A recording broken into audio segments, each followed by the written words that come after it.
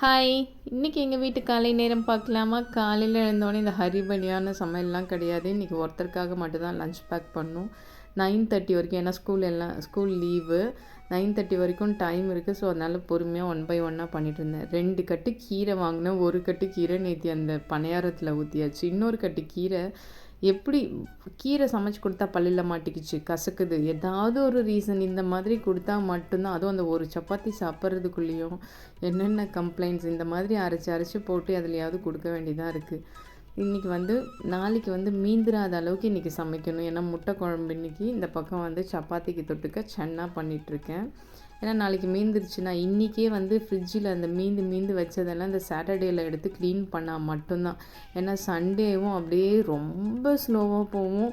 அப்புறம் பார்த்தா அப்படியே டைம் ஆகிடும், நைட்டு வந்துடும், அந்த மாதிரி இருக்கும். அதனால் சாட்டர்டேவே வேலை இல்லைன்னு நினச்சா சமையலில் வேலை கம்மி பண்ணால் சாட்டர்டேயில் இந்த ஃப்ரிட்ஜில் இருக்கிறதெல்லாம் க்ளீன் பண்ணணும். இருக்கிற எல்லா லெஃப்ட் ஓவரையும் தூக்கி போட்டுட்டு கழுவணும்.